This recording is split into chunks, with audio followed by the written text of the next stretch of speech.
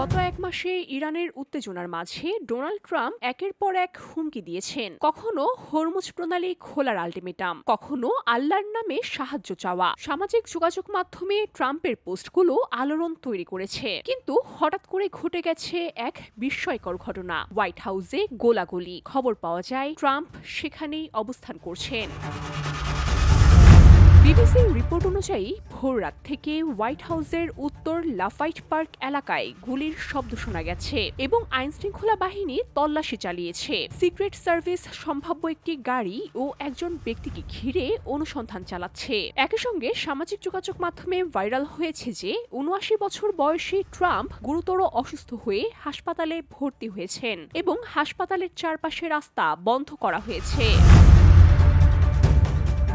এ বিষয়ে হোয়াইট হাউসের যোগাযোগ পরিচালক স্টিভেন জুং জানান, এসব শুধুই গুঞ্জন। ট্রাম্প স্টারের ছুটির পুরো সময়ও ওভাল অফিসে কাজ করেছেন এবং প্রেসিডেন্ট ভবনের নিরাপত্তা উপস্থিতি নিশ্চিত করছে যে তিনি নিজের দায়িত্ব পালন করেছেন। বিভিন্ন ফ্যাক্ট চেকার এবং সংবাদ মাধ্যমও হাসপাতালের সামনে অতিরিক্ত নিরাপত্তা বা প্রেসিডেন্টের গাড়িবহর দেখেননি। ফলে হাসপাতালে ভর্তি বা গুরুতর অসুস্থতার দাবির কোনো নির্ভরযোগ্য প্রমাণ নেই। কিন্তু হোয়াইট হাউসের কাছে গোলাগুলি এবং সামাজিক যোগাযোগ মাধ্যমে ভাইরাল খবরের এই সংমিশ্রণ বিশ্বমঞ্চে তৈরি করেছে উত্তেজনার এক নতুন মাত্রা। গোলাগুলি, গুজব এবং সোশ্যাল মিডিয়ার উত্তেজনা। হোয়াইট হাউসে কি ঘটেছে আর কতটা নিরাপদে আছেন Trump? VOD Bangla news desk.